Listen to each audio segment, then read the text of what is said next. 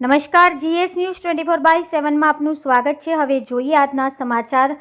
રાજકોટ સરદાર ધામના ઉપપ્રમુખ તેમજ ઉદ્યોગપતિ જયંતિભાઈ સરધારા પર પીઆઈ સંજય પાદરિયાનું રિવોલ્વર બતાવી હુમલો। કણકોટ મવડી રોડ પર આવેલ શ્યામ પાર્ટી પ્લોટનો બનાવ સરદાર ધામ શા માટે ઉપપ્રમુખ બન્યો કહી પીઆઈ સંજય પાદરિયા દ્વારા હુમલો કરાયો તેવું પૂર્વ કોર્પોરેટર જયંતિ સરધારે જણાવ્યું।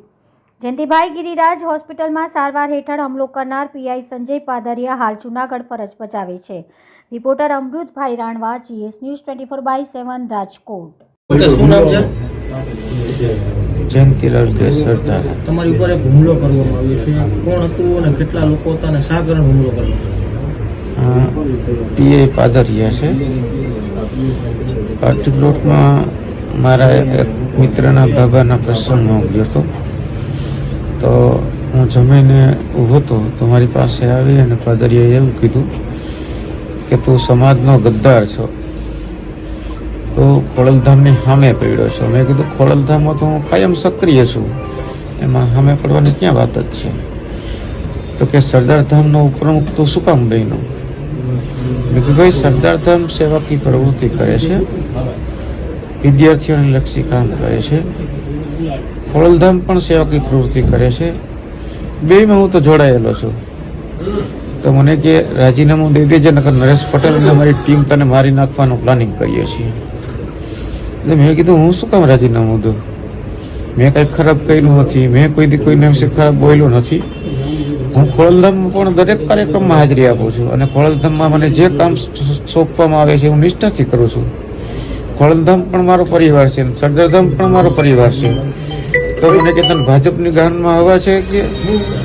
મેં કીધું ના, મને કોઈની હવા નથી। કે સરદારધામમાં ગદ્દી સુતરિયાની હવા છે? મને કોઈની હવા નથી। હું તો સમાજનું એક કામ સેવાકી પ્રવૃત્તિનું કરું છું। સેવાકી પ્રવૃત્તિ કોઈ પણ સમાજ કરે। કઈ રીતે તમારી પર સંદીપભાઈ હુમલો કરવામાં આવ્યો? પછી મને ગાળાગાળી કરી અને મને મારવા દોડ્યો, તો અજાણ્યા બે ત્રણ શખ્સોએ એને પકડી રાખ્યો। એટલે મને કે બહાર નીકળ તો તને મારી નાખવો છે। મેં કીધું હું બહાર તો નીકળવાનો જ છું, અહીં થોડો રાત રોકાવાનો છું। એટલે મારે એક બીજા પ્રસંગમાં જવાનું હતું, તો હું મારી ગાડીમાં નીકળ્યો, એટલે પાર્કિંગથી ગેટ પાસે પહોંચ્યો એટલે આવીને સામે ઊભો રહી ગયો। મને કે નીચે ઉતર, એટલે મેં બ્રેક કરી અને ઉતરવા ગયો તો સામેથી જ એનો પિસ્તોલ કે હથિયાર જે હોય એ મારા માથામાં એવું જોરદાર પ્રહાર કર્યો, તો મને ચક્કર આવી ગયા, હું હેઠો પડી ગયો। પછી જેવો હું ભાનમાં આવ્યો એટલે મને પિસ્તોલ કે હથિયાર મને ખબર નહીં, મારી આંખો ખુલતી નહોતી અને ચક્કર આવતા તો મને કે તને મારી જ નાખવો છે કે તો સરદારધામમાંથી રાજીનામું આપી દેજે। સમાજના અન્ય લોકો અત્યારે હતા? ના, જે તે વખતે કોઈ નહોતું। પછી ઝપાઝપી થતી હતી એટલે મેં એનો શર્ટ પકડી રાખ્યો હતો અને એ મને મારતો હતો। મને તો સુધી એટલી નહોતી। ત્યાં અંદરથી કોઈ અજાણ્યા બે લોકો આવ્યા, એણે એને પકડી રાખ્યો, એટલે મને એ મારવા માટે દોડતો હતો, એટલે હું ઝડપથી થોડો ભાનમાં, એટલે મારી ગાડીમાં હું બેસી ગયો। એટલે પાછળથી દોડીને મારી ડ્રાઈવર સાઈડની બાજુનો ડોર ખોલી અને મને કે થોડું તારા ભેગો બેસી જાઉં, તને બહાર અમારા માણસો તૈયાર જ છે, તને મારીને કૂવામાં નાખી દેવો છે। કરવાનું કારણ શું આ બધું? મને કે તું સમાજનો ગદ્દાર છો, તો સરદારધામમાં ઉપપ્રમુખ શું કામ બન્યો? તમારે અગાઉ ક્યારે લક્ષિત નહીં? ના, હું તો એને ઓળખતો તો ખાલી કે આ એક પાટીદાર સમાજનો કોઈ પોલીસ વાળો છે, પણ એને કોઈની ચડામણી એવું પાકું લાગે છે। મને એવી ધમકી મારી કે નરેશ પટેલની સામે સરદારધામ છે, તો સરદારધામમાંથી તું રાજીનામું દઈ દેજે। મેં કીધું હું સરદારધામ શું કામ રાજીનામું દઉં?